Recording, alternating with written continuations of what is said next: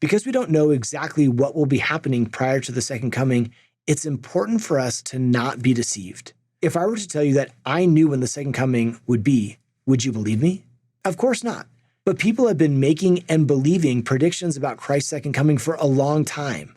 Hippolytus of Rome predicted that the second coming would be in the year 500 AD. That turned out to be incorrect. Pope Sylvester II predicted 1000 AD, which seems like a good round number, but it was also wrong. Then some scholars said, well, if it's not 1,000 years from the birth of Christ, it must be 1,000 years from the death of Christ, and predicted Christ's second coming to be 1033. That also didn't happen.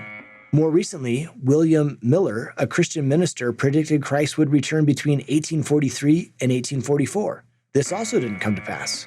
Even in recent memory, a popular Christian radio speaker put up billboards stating that the second coming would be May 21st, 2011. The Bible guarantees it.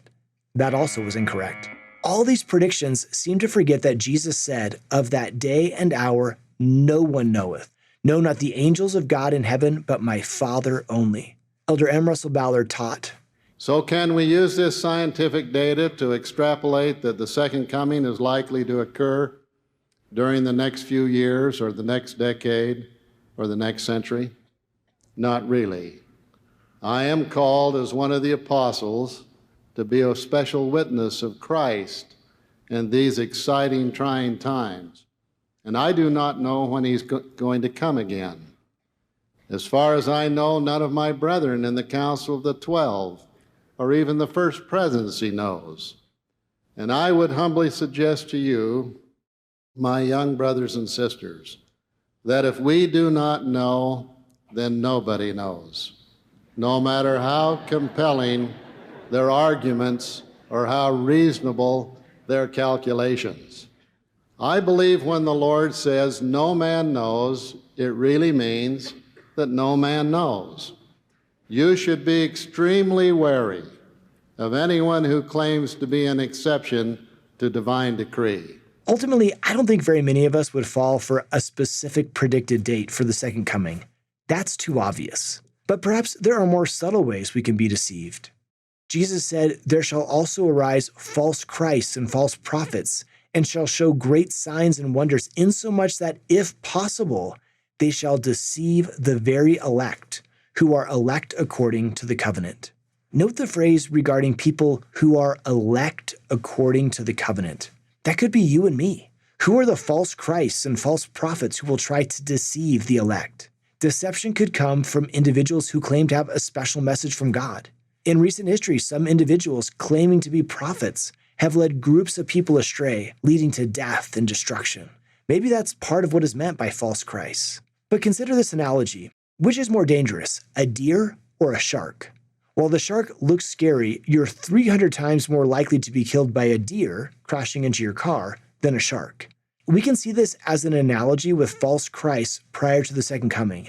Yes, there will be some obvious false prophets. However, even more dangerous might be subtle false Christs. A false Messiah could be false philosophies. It could also be anything we look at and say, "This promises me peace, hope, and deliverance." This could be something like power, or money, or sex. Now, that might sound a little bit over the top, but consider some scenarios. A man started working until 7:30 p.m. almost every night, making it so he couldn't put his young children to bed or help out with the teacher's quorum activities anymore. He told himself things would be normal in the fall. Then he started to fudge his sales numbers to impress his boss. Over time, he got his ultimate sense of identity from his work life. That could be a false Messiah. Or a woman in her 30s scrolls through Instagram. She feels left out because her friends have more opportunities. One friend was just in Maui. Another friend's husband surprised her with tickets to a new musical. And it seems like everyone goes out to eat way more than she does. She thought to herself, maybe if my husband and I had better jobs, we could afford this kind of stuff. That could be a false Messiah. I remember talking with a woman who had recently started college. She missed home, she missed her mother's lasagna, and she missed her family, especially her little sister and her toothless grin. There was a hole in her heart, and she thought she'd fill it with a dating app. Soon she had a boyfriend, and they started spending a lot of time together. Too much time alone and too many late nights led them to do things she knew were wrong. At first, it felt like the hole in my heart was getting filled up, she told me. But then the hole kept getting bigger. That could be a false Messiah. In one way or another, Satan is going to try to deceive even the very elect as the second coming approaches. How can you and I avoid being deceived? To see more videos like this one, simply search Seeking Jesus.